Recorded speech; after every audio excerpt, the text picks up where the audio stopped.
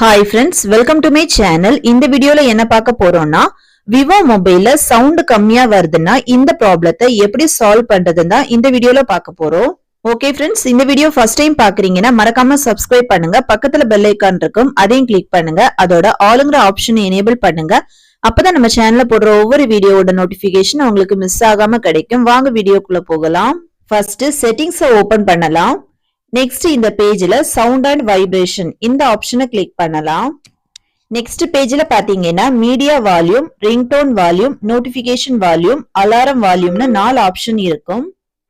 இந்த செட்டிங்ஸ்ல வால்யூம் கம்மியா இருந்தாலும் உங்களுக்கு கால் வரும்போதும் சரி, நோட்டிபிகேஷன் வரும்போதும் சரி சவுண்ட் கம்மியா தான் கேட்கும்.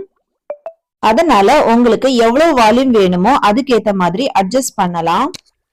நெக்ஸ்ட் இதே பேஜ்ல டு நாட் டிஸ்டர்ப்னு ஒரு ஆப்ஷன் இருக்கும்.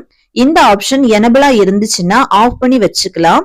இது ஆன்ல இருந்தாலும் உங்களுக்கு மொபைல் சவுண்ட் ப்ராப்ளம் இருக்கும்.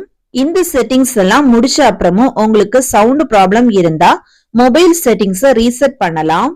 ரீசெட் பண்றதுக்கு சர்ச் பார்ல ரீசெட்னு டைப் பண்ணி சர்ச் பண்ணலாம். நெக்ஸ்ட் ரீசெட் ஆல் செட்டிங்ஸ் இந்த ஆப்ஷனை கிளிக் பண்ணலாம்.